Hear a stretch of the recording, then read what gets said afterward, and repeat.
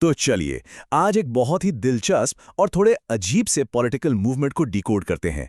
एक ऐसा व्यंग्यात्मक आंदोलन जो सिस्टम के प्रति युवाओं के गहरे फ्रस्ट्रेशन से पैदा हुआ है।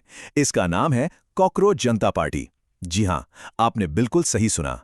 आइए देखते हैं कि कैसे बस एक बयान ने इस पूरे इंटरनेट मूवमेंट को जन्म दे दिया। अब इस पूरे मूवमेंट की जड़ तक जाने के लिए हमें उस चिंगारी को समझना होगा जिसने इसे भड़काया। भारत के मुख्य न्यायाधीश की एक टिप्पणी थी, कॉकरोच और परजीवी। अब आप समझ ही सकते हैं, इस एक छोटे से मौखिक बयान ने ऑनलाइन दुनिया में जैसे एक भूचाल ला दिया और एक जबरदस्त बहस छिड़ गई। यहाँ ये स्पष्ट करना बहुत जरूरी है कि असल में हुआ क्या था। बाद में मुख्य न्यायाधीश ने यह साफ किया था कि उनकी टिप्पणी का निशाना वो लोग थे जो कानून और मीडिया में फर्जी डिग्रियों का इस्तेमाल करते हैं। उनका मकसद बेरोजगार युवाओं को टारगेट करना नहीं था। लेकिन इंटरनेट की दुनिया में परसेप्शन यानी धारणा बहुत तेजी से बनती है।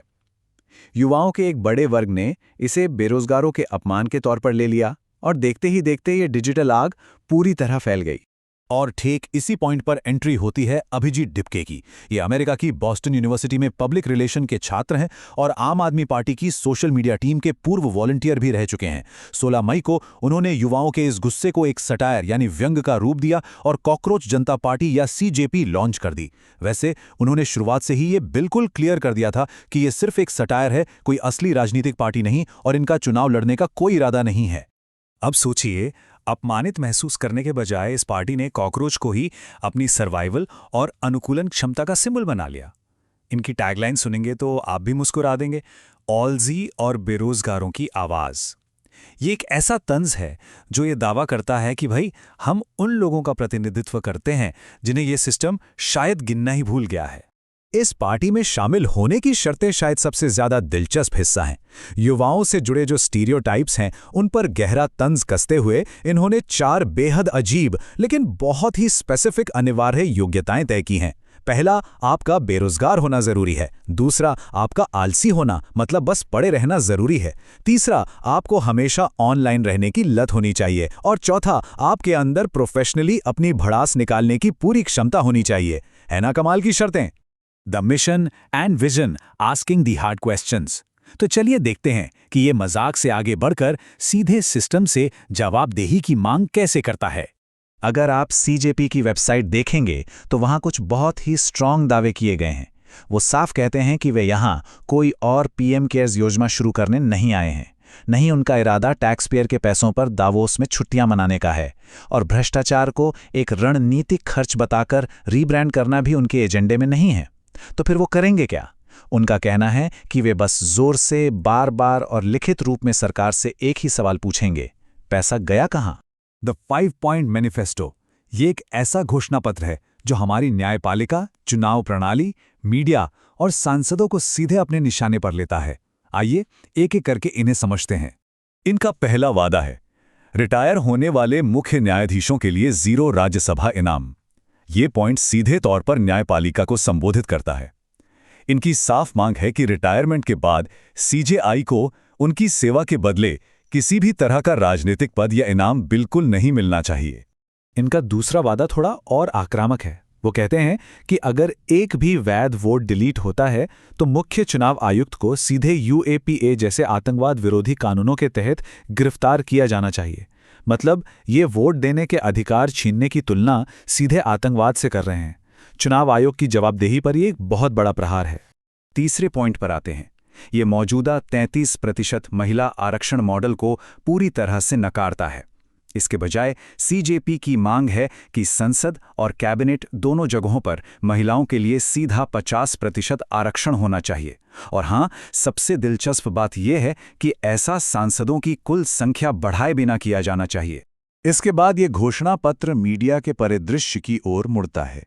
चौथा वादा ये है कि बड़ी कॉरपोरेट कंपनियों वाले जितने भी टीवी चैनल हैं उनके लाइसेंस रद्द किए जाएं।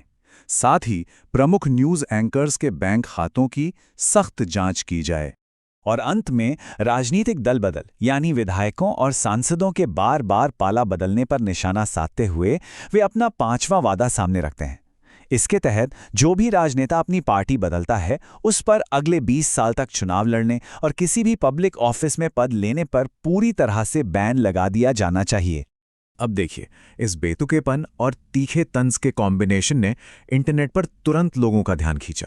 इसके संस्थापक का दावा है कि पार्टी लॉन्च होने के महज 48 घंटों के भीतर ही 500 लोग आधिकारिक तौर पर इस व्यंग्यात्मक पार्टी से जुड़ चुके थे। ये आंकड़ा दिखाता है कि ये मैसेज युवाओं के साथ कितनी तेजी से कनेक्ट हुआ है। The ideology beneath the satire, व्यंग्य के पीछे की मूल विचारधारा।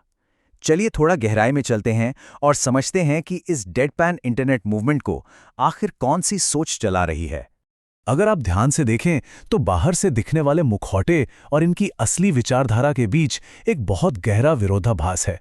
एक तरफ बेरोजगार और आलसी होने का नाटक है, लेकिन दूसरी तरफ ये कोर में एक धर्मनिरपेक्ष, समाजवादी, लोकतांत्रिक और जाति विरोधी सोच वाला संगठन है।